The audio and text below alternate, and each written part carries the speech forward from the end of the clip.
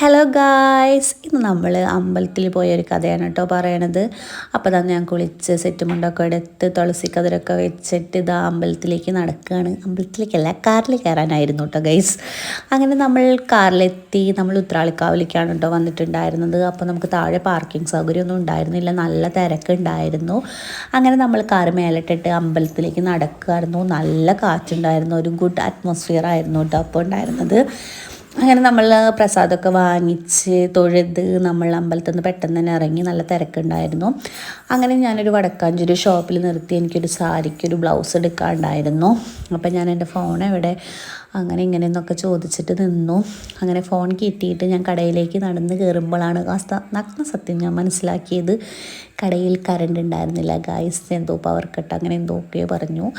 അങ്ങനെ നമ്മൾ ഫ്ലാഷൊക്കെ അടിച്ച് ബ്ലൗസൊക്കെ കുറേ നേരം നിന്ന് തപ്പി. കുറേ നേരം നിന്നിട്ടാണ് എനിക്ക് ഒരെണ്ണം ഇഷ്ടമായത്. ഒരെണ്ണമായിരുന്നെങ്കിൽ വൻ ദുരന്തമായിരുന്നു ഗായ്സ്. അതിലാരോ ട്രയൽ നോക്കിയിട്ട് സിന്ദൂരമൊക്കെ ആക്കിയിട്ടുണ്ടായിരുന്നു. അപ്പോൾ എനിക്ക് ആകെ സങ്കടമായി. എന്നിട്ട് ഞാൻ കുറേ അങ്ങനത്തെ മോഡലുണ്ടോ നോക്കി, അങ്ങനത്തെ കിട്ടിയില്ല എനിക്ക്.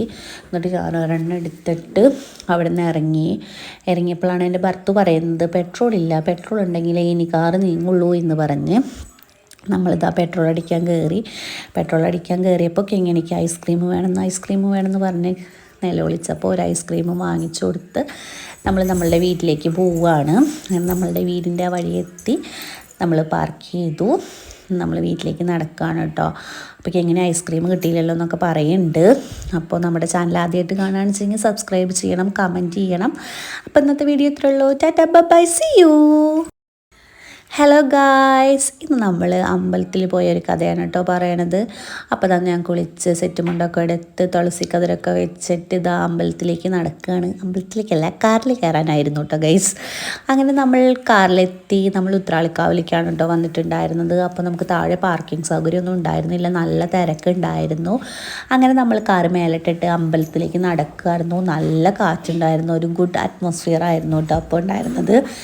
അങ്ങനെ നമ്മൾ പ്രസാദമൊക്കെ വാങ്ങിച്ച് തൊഴുത് നമ്മൾ അമ്പലത്തിൽ നിന്ന് പെട്ടെന്ന് തന്നെ ഇറങ്ങി. നല്ല തിരക്കുണ്ടായിരുന്നു. അങ്ങനെ ഞാനൊരു വടക്കാഞ്ചേരി ഷോപ്പിൽ നിർത്തി എനിക്കൊരു സാരിക്കൊരു ബ്ലൗസ് എടുക്കാനുണ്ടായിരുന്നു. അപ്പം ഞാൻ എൻ്റെ ഫോൺ എവിടെ അങ്ങനെ ഇങ്ങനെയെന്നൊക്കെ ചോദിച്ചിട്ട് നിന്നു. അങ്ങനെ ഫോൺ കിട്ടിയിട്ട് ഞാൻ കടയിലേക്ക് നടന്ന് കയറുമ്പോഴാണ് നഗ്ന സത്യം ഞാൻ മനസ്സിലാക്കിയത്. കടയിൽ കറണ്ട് ഉണ്ടായിരുന്നില്ല ഗായ്സ്, എന്തോ പവർ കട്ട് അങ്ങനെ എന്തൊക്കെയോ പറഞ്ഞു. അങ്ങനെ നമ്മൾ ഫ്ലാഷൊക്കെ അടിച്ച് ബ്ലൗസൊക്കെ കുറേ നേരം നിന്ന് തപ്പി. കുറേ നേരം നിന്നിട്ടാണ് എനിക്ക് ഒരെണ്ണം ഇഷ്ടമായത്. ഒരെണ്ണമായിരുന്നെങ്കിൽ വൻ ദുരന്തമായിരുന്നു ഗായ്സ്. അതിലാരോ ട്രയൽ നോക്കിയിട്ട് സിന്ദൂരമൊക്കെ ആക്കിയിട്ടുണ്ടായിരുന്നു.